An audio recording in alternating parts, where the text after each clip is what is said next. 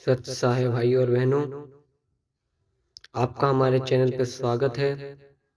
Channel को like and subscribe जरूर करें। काशी नगरी की चंद गलियों में एक साधारण सा जुलाहा रहता था, जिसका नाम कबीर दास था। साधारण वेश, करदे पर बूंदता और होठों पर हमेशा सत्य की वाणी रहती। लोग हमेशा कहने लगते, केवल रामदास मानते हैं। एक दिन की बात है, काशी में एक समुद्र सेठ हरिदास कबीर के पास आए। उनके चेहरे पर चिंता की रेखा साफ दिखाई दे रही थी। सेठ बहुत धनवान थे, पर मन अशांत था। सेठ ने कबीर से कहा, महात्मा से बहुत दान करना चाहता हूं, पर मेरी आमदनी अब पहले जैसी नहीं रही। थोड़ा थोड़ा दान करने का क्या लाभ? जब बहुत हो जाए तभी दान करूंगा। कबीर मुस्कुराए। उन्होंने कर्जा रोक दिया और पास रखे मिट्टी के घड़े को इशारा किया। घड़ा आधा भरा था। पास एक छोटा सा लोटा रखा था, जिससे धीरे धीरे पानी की बूंदें टपक रही थी। कबीर बोले, सेठ जी बताइए, ये घड़ा कैसे भरेगा? सेठ ने हंसते हुए कहा, बूंदी बूंदी तो भरेगा महात्मा। कबीर की आंखों में चमक आ गई।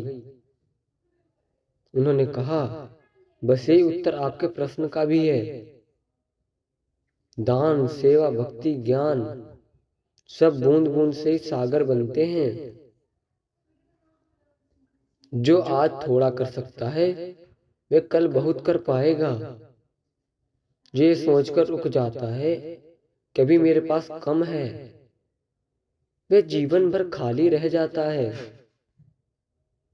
फिर कबीर दास ने एक दोहा सुनाया, बूंद बूंद से जल भरे ताल भरे सो होए, कर्म करे जो आज ही कल सुख पाए सोए। सेठ केवल धनी नहीं था। अगर आप रोज एक अच्छी विचार रखें, रोज एक गरीब की सहायता करें, रोज सत्य बोले, तो आपका जीवन पूर्ण का सागर बन जाएगा। सेठ हरिदास की आंखों में आंसू आ गए। उन्होंने उसी दिन निश्चय किया कि वे रोज थोड़ा थोड़ा दान करेंगे।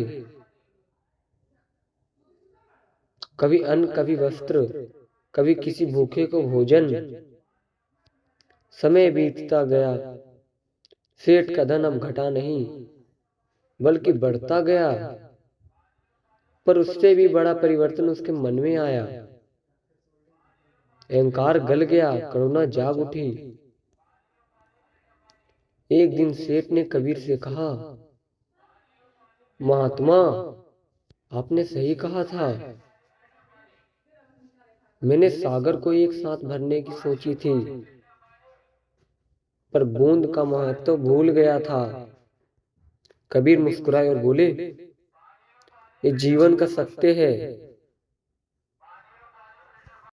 सेठ हरिदास ने उस दिन से अपने जीवन की दिशा बदल ली थी। अब वे बड़े दान की प्रतीक्षा नहीं करते थे। हर सुबह एक छोटी सी थैली लेकर निकलते, कभी किसी को भूखे को अन्न देते, कभी किसी विधवा को वस्त्र, तो कभी किसी को बीमार के लिए औषधि। पर संसार बिना परीक्षा लिए किसी को आगे बढ़ जाने देता है। कुछ महीनों बाद काशी में अकाल जैसे हालात बन गए। व्यापार ठप होने लगा। सेठ हरिदास की आदमी